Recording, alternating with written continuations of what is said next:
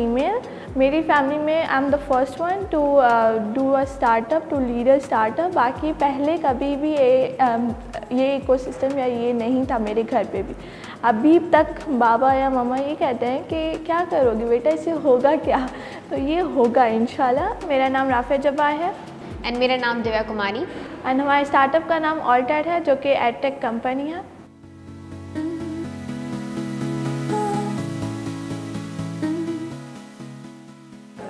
Just like all the typical families, सब चाहते हैं कि उनकी बेटियां स्पेशली किसी सिक्योर फील्ड में हो या समवॉट कुछ ऐसा कर रही हो जिसमें वो स्टेबल रहे। तो मुझसे भी यही कहा गया था कि बस मेडिकल चूज़ कर लो, बहुत सिक्योर फील्ड है इस तरीके से, बट मुझे नहीं करनी थी। दैन मैंने खुद डिसीजन लिया कि नहीं मुझे करना। जैसे ही मैं आगे बढ़ती गई मैंने डिफरेंट एक्टिविटीज़ में पार्टिसिपेट किया। फिर जब फॉर द फर्स्ट टाइम हम इनक्यूबेट हुए थे, हमें एक ऑफिस स्पेस मिला था, तो किसी को पता ही नहीं था कि एक्चुअली हम क्या कर रहे हैं। तो दे वर सो क्यूरियस कि वो पूछते थे कि अच्छा ठीक है, तुम्हारा ऑफिस है तो तुम्हें सैलरी मिलती है, कितना सैलरी मिलती है, और क्या करते हो, तुम्हारी कंपनी कहाँ तक पहुँची एंड कंपनी क्या करती है। सो वो क्वेश्चंस जो कि एक शायद हर इंसान को पता होने चाहिए, बट उस टाइम क्योंकि एज अ फीमेल पर्सन मैं फैमिली की थी, तो मुझसे ये क्वेश्चंस इन टर्म्स ऑफ कि तुम कैसे चला रही हो, तुम कैसे कर रही हो।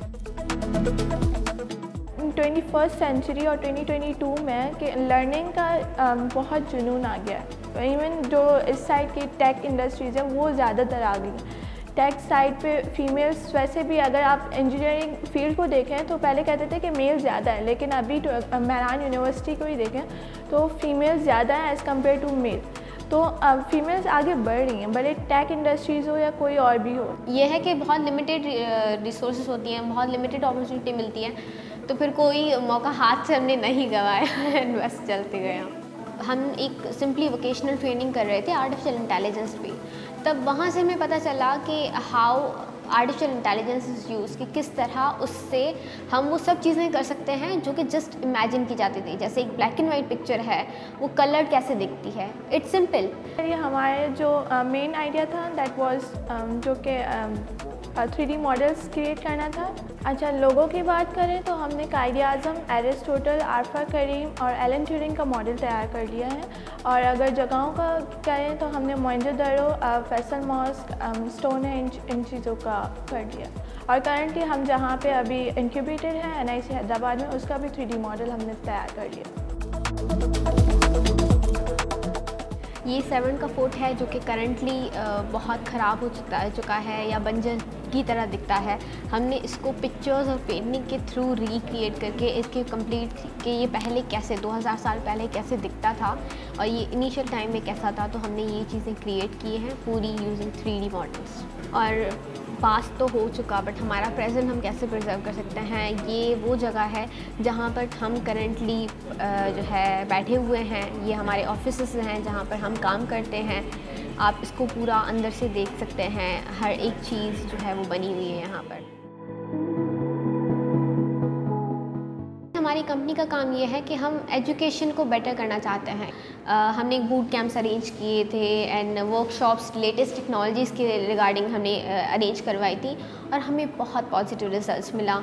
नॉट सेइंग कि यूनिवर्सिटी ने बहुत अच्छा बैकअप दिया या कुछ, पर बच्चों से बहुत अच्छा रिस्पॉन्स आया। बच्चा हिस्ट्री पढ़ना चाहता है पर वो किताब में अगर रीड ही कर रहा है तो वो इमेजिन नहीं कर पाएगा ज़्यादा सही से, तो वो सीखेगा भी कम। और एक चीज़ पढ़ी हुई आपको बहुत जल्दी भूल जाती है, बट अगर आप उसको देखते हैं, विजुअली फील करते हैं, तो आपको ज़िंदगी भर के लिए याद रह जाती है।